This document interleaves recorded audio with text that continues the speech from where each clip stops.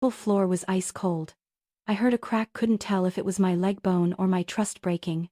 Lucas stood right in front of me, his face flushed with alcohol and rage. "You embarrassed me in front of her," he said. Like I'd committed some unforgivable crime. I just laughed. "Embarrassed you? You'll find out what losing everything really means." Blood spread across the floor, pooling around my heels. I didn't cry. I just pulled out my phone and pressed a name I hadn't dared call in 15 years. "Papa," I whispered. And just a few minutes later, the door burst open. I heard a loud crash outside, like someone had kicked the wooden door down, followed by heavy footsteps echoing down the stairs. In my hand, the phone flashed blue once before going silent. The voice on the other end was hard as steel. "Keep the line open. Don't do anything." I didn't scream. Didn't have the strength to. I only managed to look through the crack of the basement door and saw a broad-shouldered figure in black crouching quietly. A flashlight flared, then went dark. A calm voice spoke, as if reading a report. "Ms. Esme Sterling, I'm Damien. We're here to take you out." When the basement door swung open, the light hit my eyes so sharply I had to squint. A man in a black coat came down the steps, cold face, gray eyes reflecting the beam. "Ms. Esme Sterling?" he asked. Before I could answer, he knelt and lifted me as if I were something fragile about to break. The pain in my leg nearly knocked me out, but when his shoulder brushed against me, the faint smell of leather and gunpowder told me he wasn't police or rescue. These were the kind of men no one wanted to meet, unless they'd already reached the end of hope. As they carried me out of the basement, I saw another man waiting outside, silver hair, upright posture, gray suit, under the car lights. His face froze me in place. "Dad." My voice broke. "Malcolm Sterling, the man the world believed had died 15 years ago in an explosion. He was alive, standing less than 10 feet from me." 1,000 questions burned in my throat. Why he disappeared. Why he left Mom and me to face the world alone. Why he came back now, but only one sentence made it out. "You're supposed to be dead." Malcolm looked at me without flinching. "No. They only think that, because if I were alive too many people wouldn't be." The short line was so cold I could almost feel my breath freeze. The man holding me, Damien, turned back. "We've cleared the area. No one's in any condition to harm her." I didn't ask what cleared meant, partly because I already knew. Partly because I didn't have the courage to know for sure. They took me to a black SUV, tinted windows, no plates. They wrapped me in a heavy coat, splinted my leg, and placed me in the back seat. When the door shut, it sounded like the world outside was sealed away. The car sped through the night. Streetlights slid across the rearview mirror, carving lines over Malcolm's face. Deep and rigid. He said nothing, hands clenched tight. Damien drove without a word. I looked out the window. The city was asleep, but inside me, everything had just awakened memories, anger, fear, and a question that still had no answer. "Why now?" I whispered. "You've been watching me, haven't you?" "I always have," he said. "You just never noticed." I gave a dry laugh, like those hidden cameras in my house. Malcolm turned toward me, his eyes slicing through my words. "When a man has enemies, his daughter is never truly safe." After a pause, he asked, "That man, who is he?" "Lucas Hayes," I answered. "My husband." Malcolm nodded slightly, like rearranging a chess piece. "Who he is doesn't matter. What matters is that he laid hands on something that belongs to Sterling." "I'm not anyone's something." For the first time, his gaze softened, but only for a second. "I know. But to men like him, you're property, and when property gets damaged, they pay." His tone was steady, but the rage inside it was dangerous, ancient, instinctive, like an old beast awakened by an old wound. I leaned back, eyes closed. I didn't want to think about Lucas anymore, didn't want to remember the snap of bone or the sound of his shout when I slapped his mistress. I just wanted to breathe. To understand what was happening. I was Devismard. The car stopped in front of a suburban house, no sign, no lights. Just a line of windbreak trees. Damien opened the door and carried me inside. The room was small, sterile white, with a medical table and tools. A doctor waited. No questions needed, everything had been arranged before they even came for me. The doctor injected something, reset my leg. I heard metal clink softly. Malcolm stood by the window, silent as stone. When the doctor left, only the three of us remained, the air colder than the night outside. You're alive. Which means all these years. You've been watching me, haven't you? Yes. He said. From afar. You thought I'd let you be. Let me be. I've lived in debt, lost my job, gone through a divorce, and now almost died because of someone I trusted. You call that protection? If I hadn't, you'd have died 10 times over. Something in his voice stopped me. He wasn't justifying himself, he was stating a fact. After a moment, he came closer and placed a phone and a memory card on the table. Everything about Hayes and his family is in here. Everything you need to know. I looked at them, then at him. What are you planning to do? To do what they fear most, erase their name from this world. I sighed. You always think violence can fix everything. You don't understand. Sometimes violence is the only language people listen to. Outside, rain began tapping softly on the metal roof. I watched it for a while, then said quietly, I don't want to kill anyone. I don't want to be like them. If there's a price to pay, I'll make them lose everything, but on my terms. Malcolm looked at me for a long time, then nodded. Your choice. But remember, once you step into this game, there's no turning back. I never had a way back. He laid a hand on my shoulder, a touch that said he wouldn't stop me. But he also wouldn't forgive failure. When he and Damien left, the room was filled only with the hum of the air conditioner and the smell of antiseptic. I opened the phone. One unread message blinked on the screen. Lucas, I'm sorry, don't call the police. I laughed. The game had just begun. When I left the recovery room, I tried to walk normally. My leg was still wrapped in bandages and braces, each step needing support, but Lucas's eyes when he hugged me, pretending to care, told me everything. He believed every word I said. It was just an accident. We need to stay calm. He kissed my forehead gently, as if that could undo everything, saying the kind of words he thought would soothe me. You're the most important thing. I'll fix everything. My heartbeat was uneven, but the voice in my head had changed. I focused on what needed to be done: collect, keep, wait for the moment when every locked door would fly open.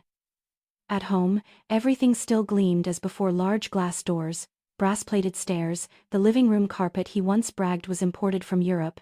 Visitors came, messages of concern arrived, flowers, and the polite sighs of sympathy. People looked at me with pity and curiosity. They didn't know or pretended not to know that the man sitting right there in the living room was the one who broke my leg, and they would never suspect the small, trembling wife beside him, the same wife who had supposedly fallen down the stairs just a few days ago. My first advantage was this: I was still his wife. I had keys, the Wi-Fi password, access to things he thought were his alone. I didn't need to storm into his room or scream. I let the play continue, the act of forgiveness, while I worked in silence. I called Damien once the back door was locked. He appeared in the night, carrying a black bag filled with basic tech gear. An external drive, several tiny cameras, a radio scanner. He looked at me, not judging, only practical. Are you ready? I'm ready. But we do this fast and quiet. No noise. I want evidence, not bullets. He smiled, understanding without a word. Damien was the kind of man who did what needed to be done, no questions, just orders. The plan looked simple on paper but required precision. Plant cameras in key spots, copy data from Lucas's personal computer, recover the files he thought he'd deleted, and extract every transaction that could prove fraud. Damien handled the tech. I knew where to look because I used to tidy his desk and overheard his calls to open restricted doors. Familiar passwords, birth dates, pet names, a few favorite numbers became keys to his secrets. That night, beneath the hum of the air conditioner and the faint music drifting down from upstairs, we hid miniature cameras inside the chandelier, behind picture frames, and inside a porcelain vase in the wine cabinet. The micro recorders uploaded everything to a cloud drive I'd coded under an untraceable name. Damien checked angles, lighting, and blind spots with surgical precision. I stood watching, feeling like both a director and a gardener planting seeds hoping something would grow. The next day, I went back to my routine as if everything were fine. I made small talk with Lucas, asked harmless questions, let him feel safe. As his wife, I had the right to open his company laptop when he was away. He often left urgent projects open. I took advantage. When he went down to the garage to inspect a shipment of cars, I slipped into his office and plugged in the external drive. It wasn't complicated, just a few clicks inside the projects folder he thought I didn't know existed. I copied file after file, drawings, internal emails, confidential reports. The rumors I'd once heard about shady deals became numbers on a screen before my eyes. Secret contracts, warehouse invoices, shell companies funneling money, and a string of emails between Lucas and a contractor near the Hudson. Cold text, spelling out a plan to buy up riverfront land dirt cheap, bypass zoning paperwork, pour weak concrete for foundations, then fast-track government funding with forged approvals. The horror was how neatly he erased responsibility.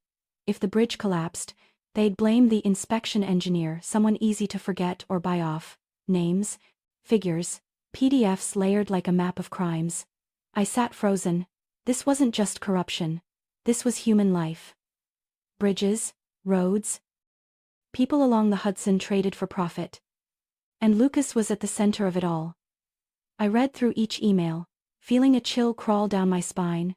Signing dates, deadlines, account numbers.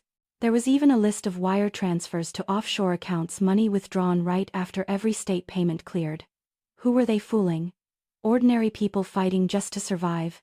I thought of a bridge in a small town I once passed, an old man pushing his bicycle across, smiling simply.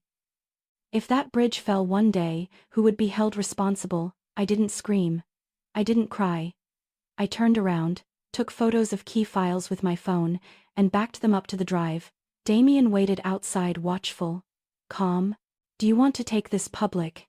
he asked, "or handle it quietly?" I looked at him, voice steady as still water. "Public. But in a way that makes them collapse on their own, not because we fired a bullet." I didn't need to explain the rage behind my calm. "I won't shoot him, Damien. I'll let him fall apart himself." He looked at me half surprised, half admiring, like a man witnessing someone utterly resolute. "All right. I'll back you up. Just make sure no one can trace our footprints." The following days were a chain of silent actions. I pieced together every bit of proof: land sale contracts, falsified inspection reports, invoices for substandard materials. I questioned people casually: contractors, laborers asking innocent things. Do they wear gloves when welding? Did they test the foundation piles? Simple questions. But I saw unease flicker in their eyes. One afternoon, I sat at a riverside cafe, watching the Hudson flow, listening to locals talk about an old bridge that had rotted for years. They worried every time a truck crossed. I took notes, recorded their words: small bricks for a much larger wall. At the same time, I reached out to Julian, the man who once worked in the Sterling family's finance division. He was crucial. Not a movie-style mafioso, but someone who could trace shell companies, follow money trails, locate hidden withdrawals. He sent me lists of transactions and dummy corporations. Each crossed-out name was another clue. Every printed page, another brick in the wall of evidence. During those days of pretending peace, Lucas became too confident. He bathed in his illusion of control, money, influence, networks. I stayed silent. I wanted to see the exact second he realized he'd lost the one thing that mattered most: power. I didn't need to shoot him. I'd let him watch his empire collapse. When all the pieces were ready, I packaged everything: files, recordings, hidden camera footage, workers' testimonies, altered technical reports, all backed up safely. Damien and Julian knew the storage locations. We divided the work: one set for prosecutors, one for the press, one to ensure the public would see undeniable truth. I chose the open path, but not the noisy one. I wanted the law and the people to finish what I started. The party took place on the 40th floor of the Lancaster Hotel, the financial elite's temple for million-dollar deals. Golden lights spread across the marble floor like honey, and the wine glittered in crystal glasses so thin one touch could break them. Lucas stood at the center, his Italian-tailored suit perfect, his smile flawless, the kind only men wear when they believe they're untouchable. Beside him, Nora glowed in a silver gown, lips painted deep red, as if the night were their private celebration. I entered after the toast had begun. My crutch tapped the marble sharply, echoing between laughter, clinking glasses, and soft jazz. Every head turned, whispering started. A few hands covered mouths. Some exchanged glances, guessing why I was there. Lucas froze for a split second, then recovered, flashing his usual grin. "You made it," he said smoothly, as if rehearsed in front of a mirror. "Didn't think you'd be strong enough to come." I kept my tone even. "You're right, but I couldn't miss such an important occasion. After all, it's our company, isn't it?" He hesitated, then quickly regained his host's charm. "Of course. Darling, tonight isn't for old stories. Everyone here admires your strength. A woman who can forgive now. That's something rare." I nodded, smiling faintly. But my hand tightened around the crutch until my knuckles went white. "Forgive?" He called my silence forgiveness. My survival. Weakness. I walked past him, took a glass of wine from a waiter, and stood in a far corner. The whole room felt like a play. I'd already memorized every line, every cue, applause, fake compliments, and one man who thought he was the center of the universe. Lucas chatted with investors, laughed with reporters, and introduced Nora as the company's promising new PR director. He didn't know that in just a few minutes, the screen behind him would change the entire course of the night. Damien was in the tech booth, headphones on, eyes locked on his laptop. At my signal, the video would play. I took a sip of wine, the bitter taste spreading across my tongue. It wasn't that my hands hadn't shaken thinking about this before, but tonight, there was no room for emotion. As Lucas began thanking everyone, I looked at my watch. The minute hand touched 12. I tilted my head slightly. The signal was sent. The massive screen behind him suddenly flared to life. The entire hall turned to look. At first, someone thought it was a new company ad. Then Lucas's own voice came through. He laughed in the recording, the sound laced with arrogance and the faint beeping of a hospital monitor. "She's just a tax tool. Don't look so serious, Nora. Without Esme, we wouldn't have saved a single dollar." The music stopped, glasses hit tables, Lucas froze, his face drained of color. He glanced around, forcing a stiff smile, as if a few clever words could make people believe this was just a misunderstanding, but the video kept playing. There he was on a hospital bed, laughing with Nora, bragging that I was too stupid to read what I signed, discussing profits hidden inside accounts. People began looking at each other, then at me.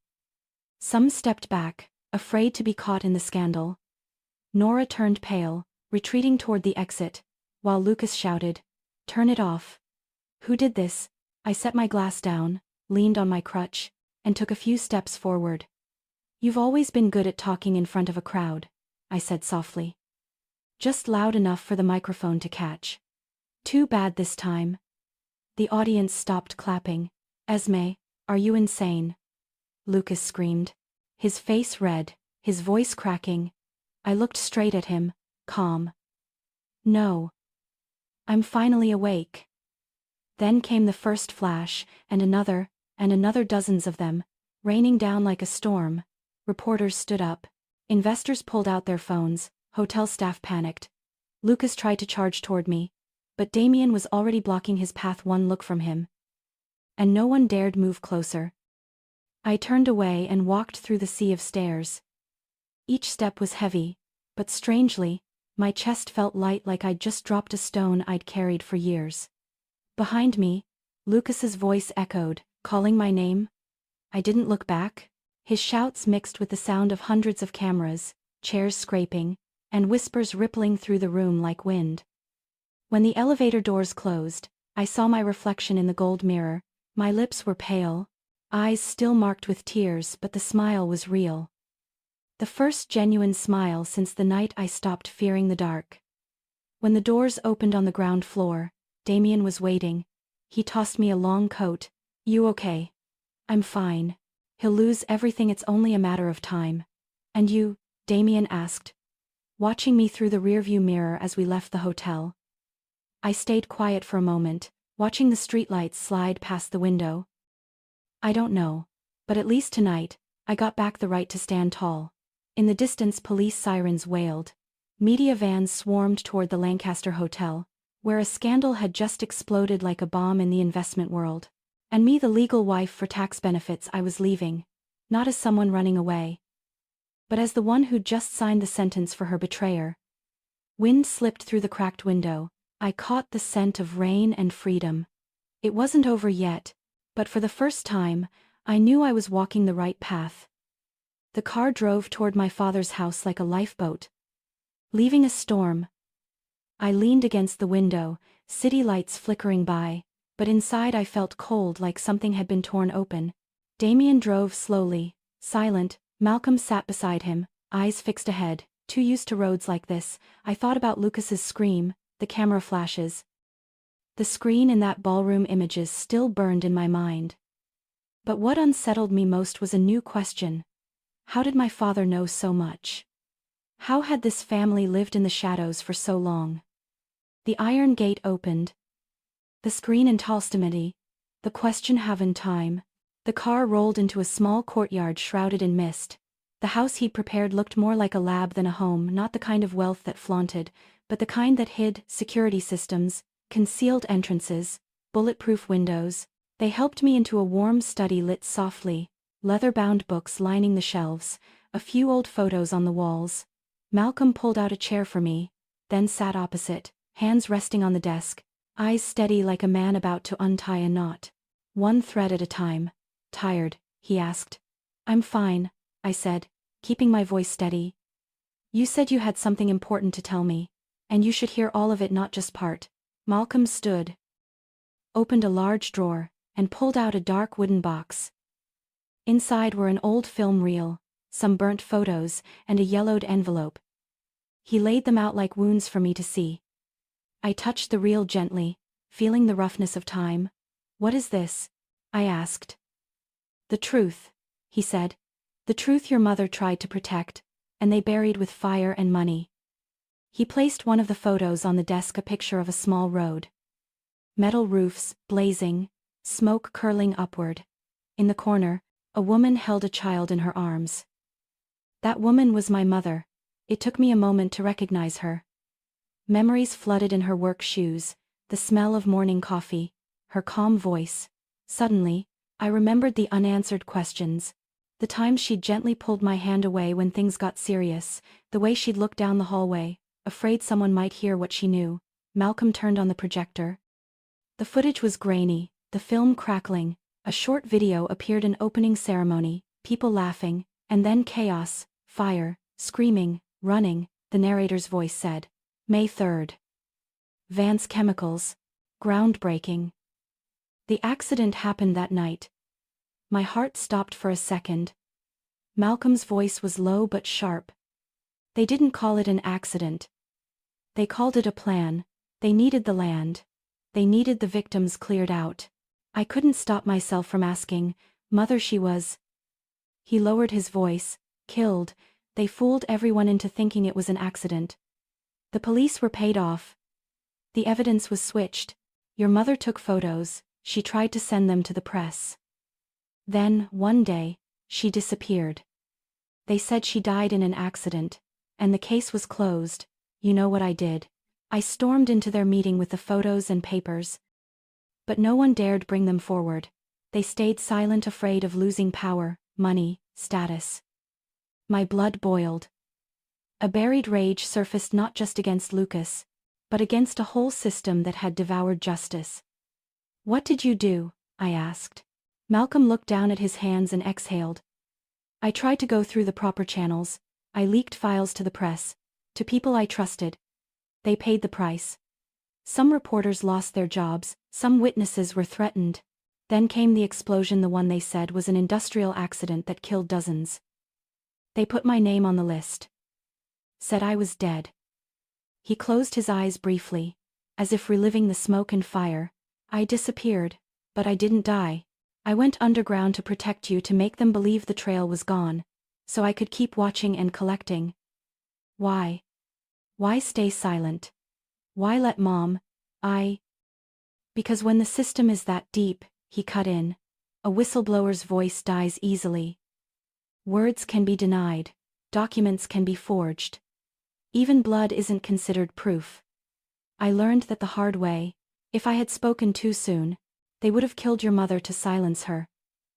I had to make it airtight, undeniable. That's why I had to die. I pushed back the chair and stood abruptly. So you faked your death to live in the dark and left my mother to die alone. You call that protection?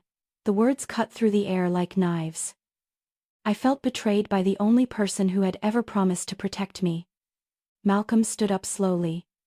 I lost your mother, my honor, and everything I owned back then, but I stayed alive to find the truth. I lived to wait for the moment when every broken piece could be put back together. And tonight, you've seen the first one. He looked straight at me, not asking for forgiveness, not begging for understanding. I know I was wrong to leave you alone, but if I hadn't, they would have kept going and you would never have had the chance to find justice in your own way. Silence settled like a heavy curtain. My eyes burned, but I didn't cry.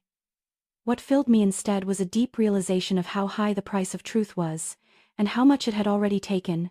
The image of my mother in that burnt photo came to life again, her eyes meeting mine as if to pass me a message, not a plea for help but a whisper. Do what's right, my child. We can make them face what they've done, I said slowly, but I don't want to do it your way. I don't want another life lost in the name of justice. If we expose them and let the law and the public do their part, they'll destroy themselves. Let their own greed and cruelty be their undoing. Malcolm looked at me. For a moment, he seemed to see someone different. Not the little girl he once protected, but an equal. He nodded slowly. You're right, I've spilled too much blood already. I paid for it with myself. If you choose that path, the path of truth, law, and the press, I'll stand behind you. But remember, when you shine light into darkness, the beasts will react. They'll try to bite it. You need to be ready. And I smiled, a harder smile than before. No. We don't kill. We let them kill each other with the very things they've sown. I said it quietly. Like a vow for my mother. For myself. And for everyone they'd left behind. Malcolm didn't answer right away. He looked at the photo and the film reel, then back at me. In his eyes was something heavy, sorrow and pride intertwined. Then do it. I'll prepare what's needed. But promise me one thing. You won't let hatred turn you into them. I held the wooden box close inside it. Fragments of time and truth. Not weapons of blood, but weapons of light. I placed a hand over my chest, feeling my heartbeat rise. I promise, I said. And for the first time in months, I saw a path ahead, one carved by truth, leading toward justice. No matter how dark the way. That night, rain drizzled down, and the road to the Hayes mansion gleamed under golden lights, shimmering like a lie wrapped in luxury.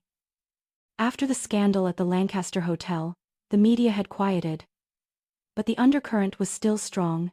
Lucas was busy rebuilding his image with parties and new investor pitches, and I, the wife who had forgiven, walked beside him, smiling softly, playing my role to perfection. But amid the clinking glasses and polite compliments, I noticed something strange about Nora. She looked tired, her skin pale, her hands unconsciously resting on her stomach every time she sat down. There was something trembling in her eyes, not fear of me, but fear of what was growing inside her. That night, after the guests left, I stood by the window, watching the rain on the garden leaves. Nora approached, holding a glass of untouched wine. Esme, she said softly. I don't know how you can still be here after everything. I thought you hated me. I turned to her, the chandelier light reflecting on her face. I used to, I said calmly. But now I just want the truth. Tell me, Nora, what are you afraid of? The glass in her hand trembled. I saw her throat tighten, as if she wanted to speak but couldn't. Nothing, she whispered. I've just been tired lately. I stepped closer and murmured. If you're tired because you're pregnant, You should be more careful. She froze, eyes wide. Her face turned paper white. You know, I gently placed my hand over the glass she was holding. I don't guess. I saw the prenatal appointment slip in your purse. 11 weeks, right? She went silent, lips quivering. Tears began to fall before she could hide them. Esme. You don't understand. This. I cut her off. You're right. I don't. But I will. She walked away, and I stayed there, listening to the rain hit the window frame. I knew that feeling, the kind where you're not just afraid of being exposed, but afraid because you no longer recognize yourself, and I knew that to reach the end of this story, I had to stay colder than she was. The next morning, I went to the clinic Nora had been visiting, using the name of a cousin with shared insurance. I didn't need to do much. A little cash and a smile were enough for the nurse to open the records. And there it was, the name listed under financial sponsor, William Hayes. My hand froze on the page. William Hayes, the father of Lucas. The man everyone called a legend in construction, the one who sat at the head of every family meeting, preaching about morality and tradition. The same man who once told me, Esme, you're a good girl. But remember, an obedient wife stays behind her husband.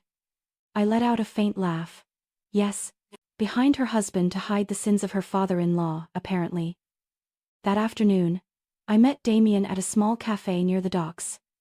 He sat in the corner. Dark coat, calm eyes as always. Looks like you've found something, he said. I handed him the file. Not just a secret. This is a crack in the entire family. He skimmed through it, frowning. William, I nodded. And the baby Nora's carrying, it's not Lucas's. DNA confirmed. Damien looked up at me. What are you planning to do? I won't kill anyone, Damien. But I'll make sure they do it themselves. The plan took shape that night. I needed the perfect moment, and William Hayes handed it to me himself. His 60th birthday. A grand celebration, with journalists, politicians, and investors all attending. Lucas would give his speech. Nora would surely be there. And I would only need to stand in the right place. On the day of the party, the Hayes mansion gleamed like a fortress of light. I arrived late deliberately to make sure everyone noticed. As I stepped inside, the entire hall turned to look. William laughed heartily, his voice booming like a man who once ruled the world. Esme, I've always thought of you as a daughter. It's been ages since you've joined a family gathering. I walked up and shook his hand. Happy birthday, Father. I said it deliberately. Loud enough for Lucas to hear. He glanced at me, unsure whether it was sarcasm or reconciliation. The party unfolded under the soft hum of classical music and polite toasts. I sat quietly, watching the 60-year-old man laugh with the world, raising his glass of red wine as if guilt had never existed. Then, when the host announced a special gift from the Hayes family, the lights dimmed, and the giant screen flickered on, a gentle melody began to play. Then the images appeared. At first, they were harmless. William with his family, ceremonies, construction projects. Then the screen shifted. Nora appeared in an ultrasound room. Lucas turned sharply, his eyes widening. Next came a series of wire transfers labeled medical bills, private patient, the sender. William Hayes. A wave of whispers rippled through the room. William's face went pale as he stood, his voice hoarse. Who allowed this to play? But the clip continued. The final image appeared, a DNA test result. The last line was printed in bold. Match result, 99.8%. William Hayes. Lucas stumbled forward, slamming his hand on the table. Father, say something, tell me this isn't true. William turned, his face drained of color, lips trembling, voice breaking. Lucas, listen, I was deceived. You don't understand. His words were cut off by the first punch. Lucas lunged at him, beating him until others had to pull him away. Reporters, staff, and guests broke into chaos. Camera flashes exploded, shutters clicked wildly. Nora collapsed to the floor, clutching her stomach, sobbing soundlessly. Everything unfolded exactly as I had planned, no more, no less. They were destroying each other with the very truth they had buried. Security restrained Lucas as he screamed. You betrayed my mother. You betrayed this entire family. You let me carry your sins all my life just to cover this up. William fell to his knees, hands trembling. Every gaze in the room turned on him. The empire he had built over 30 years crumbled in 5 minutes. I turned away. Damien was waiting outside, leaning against the car. He asked quietly, "Everything okay?" "Perfect. Now the world will see who the real monster in this story is." The night wind from the Hudson River swept through the rows of rusted containers, carrying the smell of salt and old oil. I gripped my phone tightly, my thumb shaking slightly. But my mind clearer than ever. On the screen, the last message from my father's number glowed. "Don't come here." I knew what he meant. But if I didn't go, this might be the last time I ever heard his voice. Damien tried to stop me as I stepped out of the car. "Esme, if you go in there, you won't just be facing Lucas. You'll be facing everything you've been running from. He's not sure your father can still be saved." I tightened my grip on the metal crutch. "I'm not here to save him, I'm here to end it." The yard at Pier 7 was as empty as an abandoned warehouse. With only a few shadows moving under the flickering sodium lights, Lucas's black SUV was parked by the entrance, the engine still warm. I walked slowly, hearing the wind whistle through the steel gaps and the water lapping against the dock. The silence was wrong, the kind that comes right before violence. The metal door burst open, and I saw him. Malcolm was tied to a metal chair, his shirt stained with blood, the hanging lamp above glaring down on his face. Lucas stood behind him, gun in hand, eyes wild. "So you finally came," he rasped. "You're always late, Esme. Just like you were late to save this marriage." I kept my voice steady. "You don't have to do this. Let him go. And I'll hand over everything. You still have a chance." I have to Cicadito. Lucas laughed bitterly. "A chance. You think there's still such a thing? My company. My father. The entire Hayes name is ruined because of you. And you think I still have a chance?" He pressed the gun against Malcolm's head. "I just want what's mine, the USB, the documents, everything you've got. Hand them over. Or watch him die right here." Malcolm lifted his head, his lips bleeding. "Don't listen to him. Esme. If you give him that, everything you've done will mean nothing." "Shut up," Lucas roared, kicking the chair hard. I took another step forward, the overhead light glinting off my dark dress. "Lucas, listen to me. You don't know the whole story. Your father William, he..." Before I could finish, a woman's voice rang out behind me. "He knows, Esme. He just doesn't want to believe it." I turned. Nora stood there, long coat, hair tied back, her face gaunt but her eyes sharp. She stepped out of the shadows, holding a stack of documents. "He told me to stay quiet. But I can't anymore," she said. "I've gone to the FBI. Everything William Hayes did, including the plan to get rid of me and the baby, is already on record." Lucas spun around, his face twisting. "You're lying." Nora threw the folder at him. "If I were lying, the FBI wouldn't have surrounded this place." He staggered back, eyes darting wildly. I knew she wasn't lying. The sound of engines outside, the rush of boots along the steel walkway, it had begun. Lucas snapped. He screamed, waving the gun between all of us. "Shut up. You think you can take me down?" I saw his eyes dilated, frantic. "Gone." I slowly raised my phone, my voice unnervingly calm. "Lucas. Do you know you're being live-streamed right now?" He frowned. "What?" I pressed a button on the screen. The phone vibrated softly as I pointed toward the small camera mounted on the wall. "For the past 10 minutes, everything you've said has been broadcast live through Hayes Construction's internal network. The whole city's watching us." His eyes bulged. "You're lying." I shook my head. "You can check." Just then, his phone rang, one of the shareholders calling. He looked down, face draining of color. Dozens of messages flashed across the screen. "Lucas, what's happening? Shut the stream off. The FBI's outside." He screamed, threw his phone to the ground, and aimed the gun at me. You ruined everything I had, Esme. What more do you want?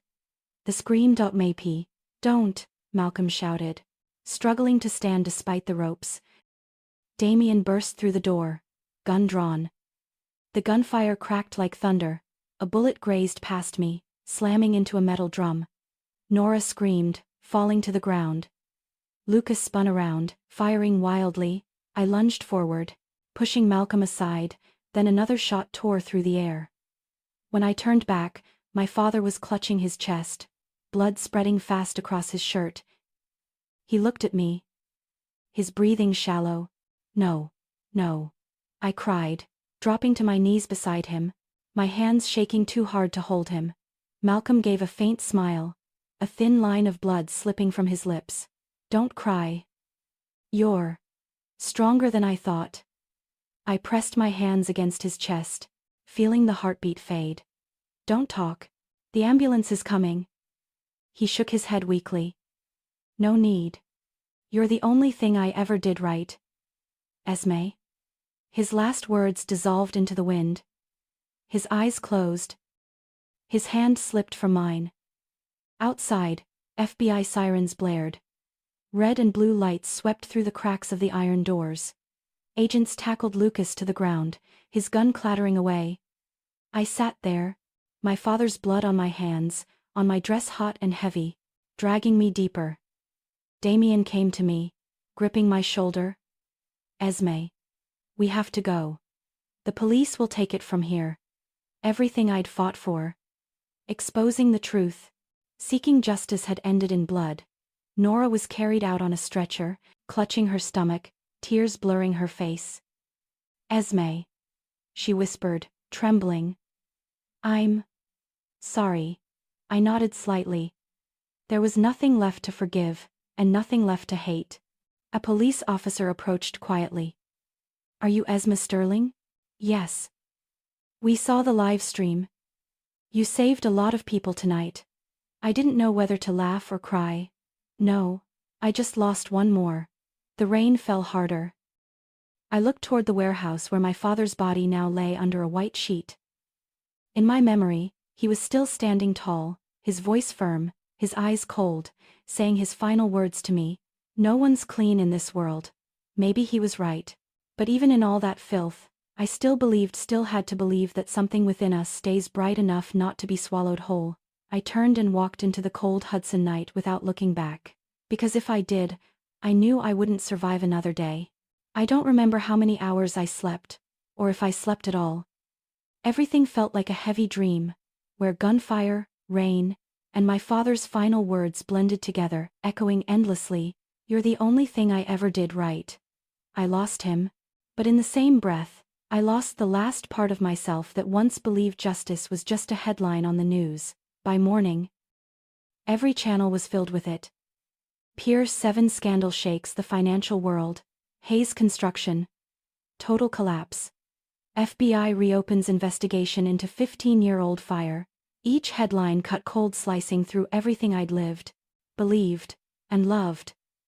I went to the Federal Investigation Bureau that afternoon. They had been expecting me. A young female agent, hair neatly tied back, stood to shake my hand. Her voice was soft but firm. "Ms. Sterling, we've received all the data.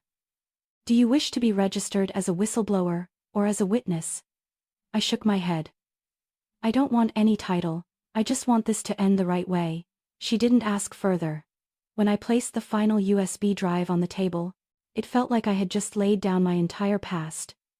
My mother's photos, the files my father had guarded for 15 years, the internal data from Hayes that I had copied from Lucas's computer, all of it would now belong to the law, no longer to me.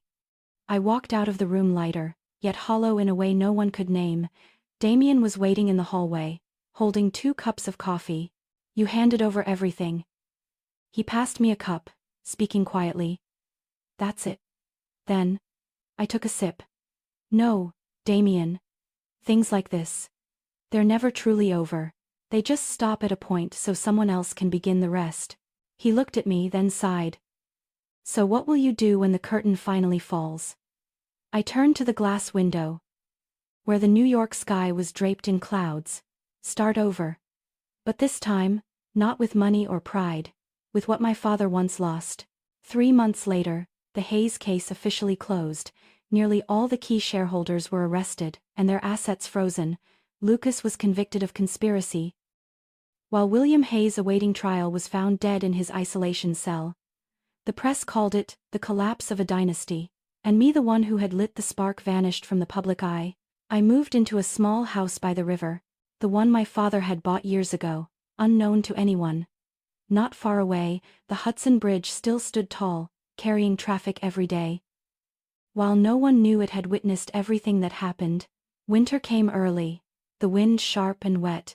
In my small room, I cleared my desk, putting away all the documents that had gone back to the FBI.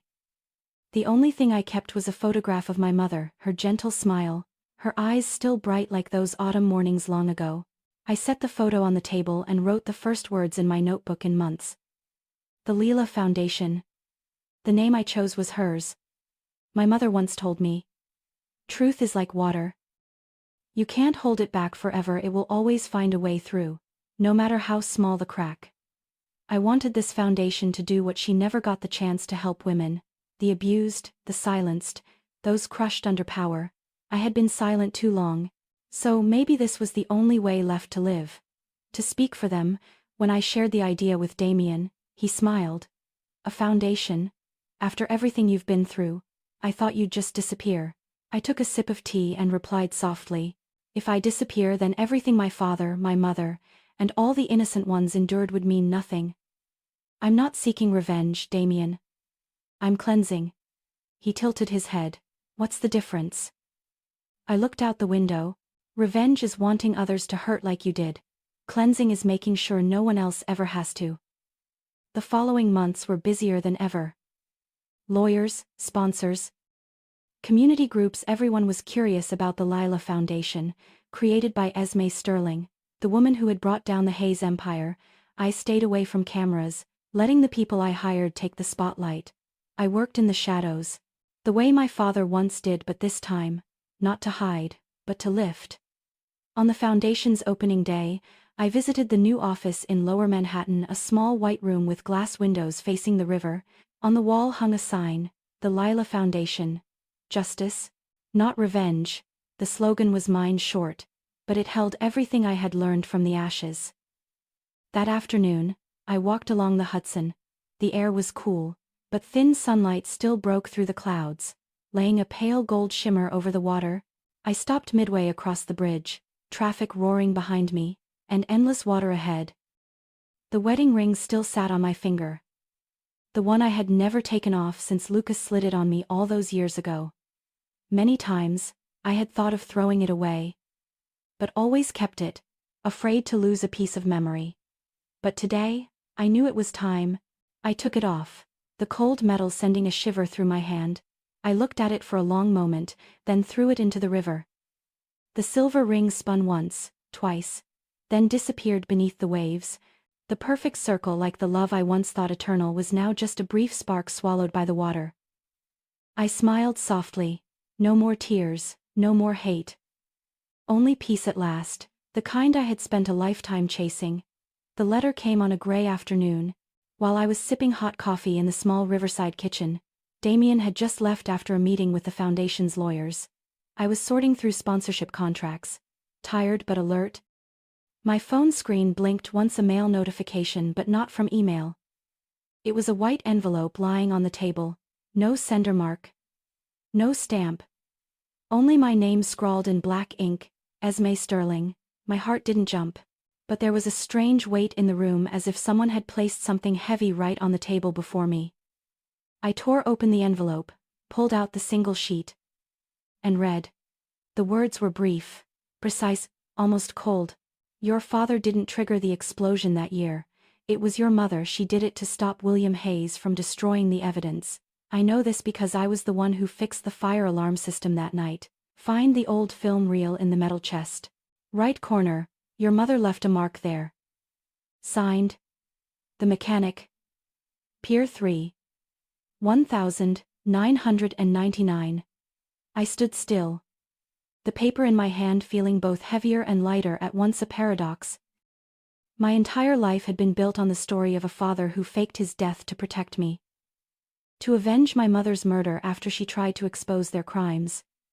Everything I had just gone through uncovering Hayes, destroying an empire, building a foundation for victims had been built on that one scene.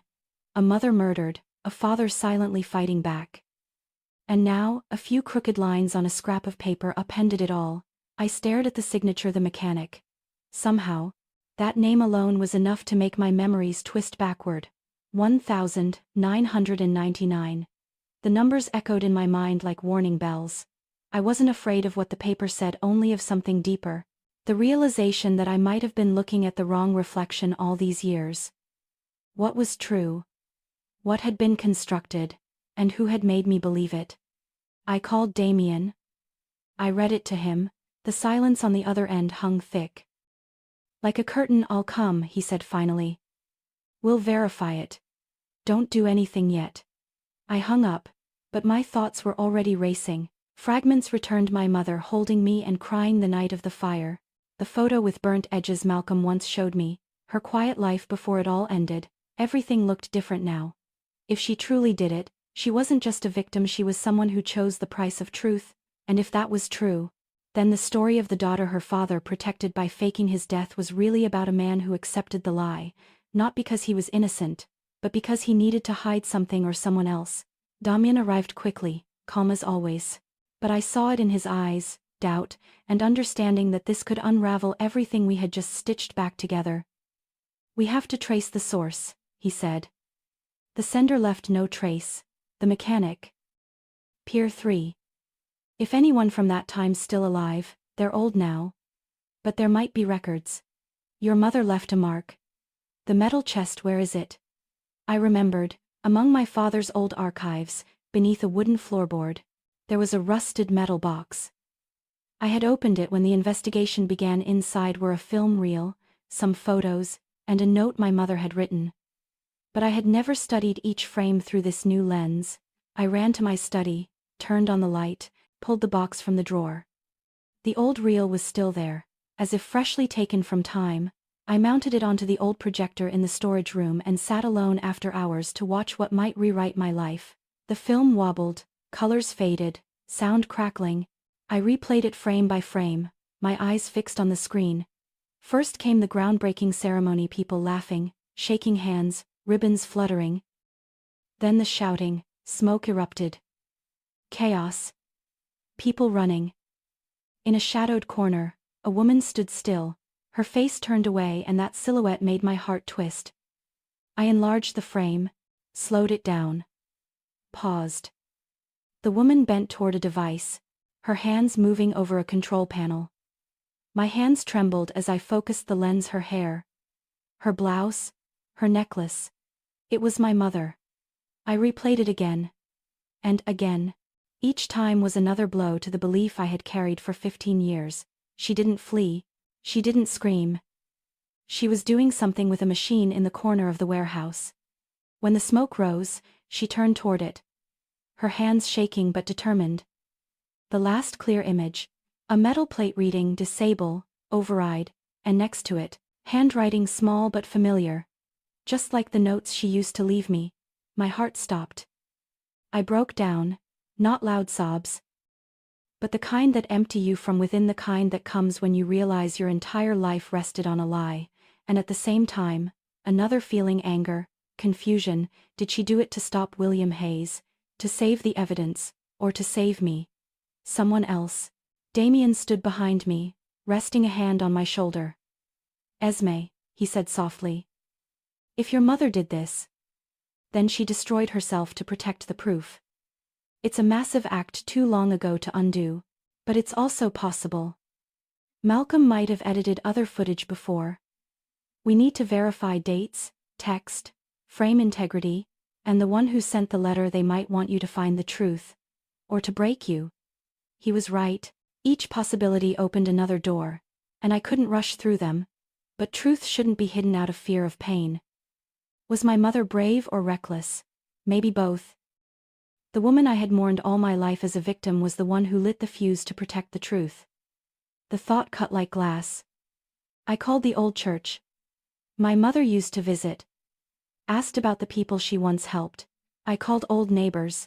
Threads began to emerge. She had arranged to meet a mechanic at Pier 3 days before the explosion. That mechanic, according to an unverified account, had tampered with a fire alarm system to make the incident look like an accident. If he was still alive, he would know exactly who pressed the button. Damien requested access to the FBI's old archives, promising to help me cross-check dates, handwriting, everything. In the days that followed, I lived in a fog torn between grief for my mother and the weight of this new responsibility, to face the truth, even when it tore me apart. One night, I took the film reel to the kitchen, lit a cigarette, and sat still. The ember glowed like a fragile hope. I wondered how brave did she have to be, to place her hand on that machine. Did she look at her child knowing she wouldn't be there and think, I'll do this, even if it costs me everything? I loved her for her courage, and I hated her for the lie. I loved Malcolm for protecting a secret so heavy and believing it was right, and I hated him for turning that protection into the very deceit I once vowed to destroy.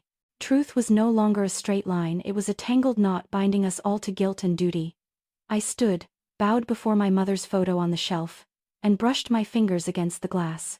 Mom, I whispered, I spent my whole life avenging a woman who died saving me. My voice cracked, but not with regret. Because if she truly did that, then she wasn't a victim. She was the architect of the justice we fought for. And I owed her more than grief. I turned on the light, started the recorder. My voice trembled, but it was clear.